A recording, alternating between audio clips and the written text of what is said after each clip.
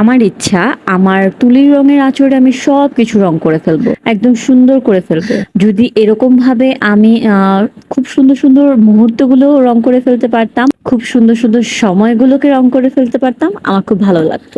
যাই হোক আল্লাহ যতটুকু আমাকে দিয়েছে, আমাকে তৌফিক দিয়েছে আমাকে করার, ততটুকু তো আমি অবশ্যই করব। আমি চাই এর জন্য যেন আমি সবসময় সুস্থ থাকি। সো সাথে আমার লালটু-পল্টু আছে, এদেরকে নিয়েই আমি করব। সবসময় আমি এদেরকে নিয়েই করি। সো এখানে হচ্ছে আমি ২ টা কালার নিয়েছি। এটা হচ্ছে একটা লাইম গ্রিন আর একটা হচ্ছে প্যাস্টেল গ্রিন। সো এই ২ টাকে মিক্সড করে তারপর হচ্ছে আমি আমার ওই দেয়ালটুকুকে কালার করব।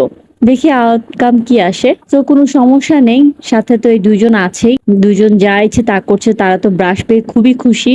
আর আমি ২ টার কম্বিনেশনটা অনেক পছন্দ করেছি। পরবর্তীতে কি হয় না হয় আমি জানি না। বাট আমি শুরু করে দিয়েছি আল্লাহর নামে। আর আমার এই ভিডিওটা কিন্তু রোজার সময়। মানে রোজার সময় আমি সব আঁকিবুকি কাজ-টাজ বেশি করি। যাতে করে হচ্ছে ঈদের মধ্যে একটা সুন্দর ভাইবস ক্রিয়েট হয় রুমের মধ্যে। আর আমার কাছে ঈদটা নতুন, নতুন লাগে। সো আরকি আমি দেখাবো পরবর্তীতে যে কি করছি না করছি। এমনিতেও আমার বেডরুমটা একটু প্যাস্টেল গ্রিন, একটু গ্রিনিশ শেডের মধ্যে সবকিছু। সো আমি এর জন্য এই কালারটা চুজ করেছিলাম।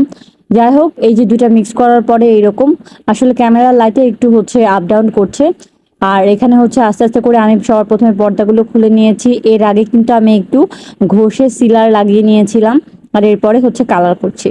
সো পাশে আমি মাস্কিং টেপ লাগিয়ে নিয়েছি যাতে করে ওই সাইডের দেয়ালটাতে না ভরে যায়। যেহেতু মাস্কিংটা একটা হোয়াইট কালার তো তাই হচ্ছে বুঝতে অসুবিধা হচ্ছে, মানে বোঝা যাচ্ছে না ক্লিয়ারলি। সো আপনারা যখন বাসায় ট্রাই করবেন, পাশের দেয়ালটা যদি হচ্ছে অন্য কালার থাকে বা অন্য কালারে রাখতে চান, তাহলে অবশ্যই সাইডে মাস্কিং টেপ ইউজ করবেন, তাহলে হচ্ছে আর কোনো সমস্যা হবে না। এখানে আমি ২ কোট ইউজ করেছি। ১ম ১ কোট দিয়ে শুকানোর পরে আবার আমি আরেক কোট দিয়েছি। সো ফাইনাল লুক দেখতে অবশ্যই হচ্ছে পেজে ফলো দিয়ে রাখবেন। ইনশাআল্লাহ আপনাদের সাথে শেয়ার করব।